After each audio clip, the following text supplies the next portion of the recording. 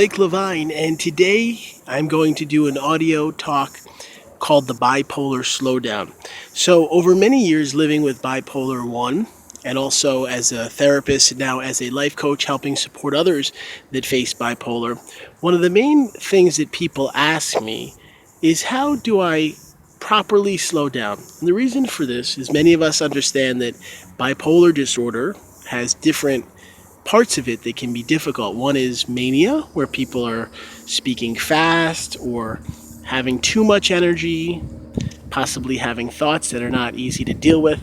And the opposite side of that is depression, where someone can be so low that they don't want to get out of bed or they have no ability to interact with friends or work.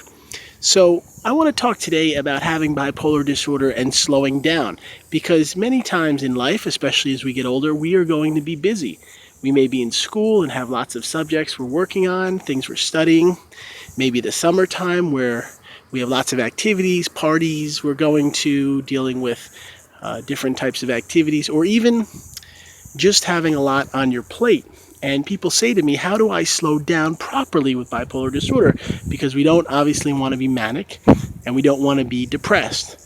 So being somewhere in the middle is something that many of us aspire to be. And part of this is because if we can be tempered in our behaviors, we can live full lives. And I'm an example of that. I am happily married. I've spent over 14 years with my wife. We just celebrated our 10-year wedding anniversary.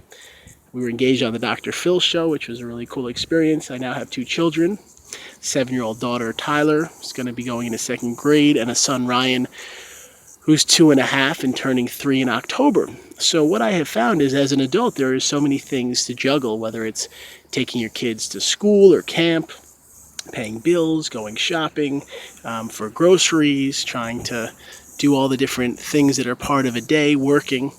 And what I have learned is that being able to slow down is one of the greatest ways to have a good outcome with a mental illness. Now, I'm here at a beautiful nature park in Florida, and part of the reason I come here is I want to be able to slow down. So often in the mornings, I take my daughter to camp, I have lots of activities, and saying, hey, I'm taking 1 hour today that's for myself with the goal of being more peaceful, being calmer, helping myself to relax, let go of stress, do some deep breathing. It allows me to slow down. And I want to share that in your own life, you may not have the ability to rush out and spend a whole hour on yourself, but in your own home, you can listen to a cassette. One great way to slow down is to say, you know what? I'm shutting off my mind. I'm shutting off the thoughts. I'm shutting off the ideas. I'm not going to allow fear, anxiety, worry, or anything else to stop me from being calm. You may also do some deep breathing, where you take some very deep breaths in through your nose like this, and then you hold the breath, and then you blow it out with a good intention. You can do this a couple of other times. You breathe in through your nose, you hold it, and then you blow out the stress. You do that one more time.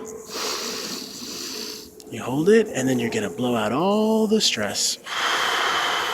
Now, this is a great, simple thing you can do in your own home. And then I encourage you to find somewhere peaceful.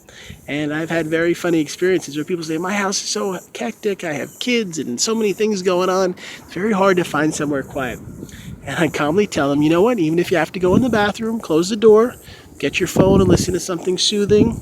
Find an audio cassette that helps you to relax, that allows you to release your stress. This can be a very positive thing, even if you're in a busy place. Other people say, what about work? I have so much going on and there's stress. Well, you know what? You can go into the bathroom. Maybe you can't listen to something, but you can do a couple of deep breaths, relax, and let go of the stress. I also encourage taking breaks, whether you're a parent or a student or in a job. Say, hey, I'm taking 5 minutes. While some people go and have a cigarette, you can go and do some relaxing, do some meditation, and help yourself to stay calm. And I find that this can be a great way to say, you know what, it's all going to be okay. And when you allow yourself to slow down, you allow more peace into your life. Thank you for checking this out, and maybe you'll enjoy the website below, and you have a great day.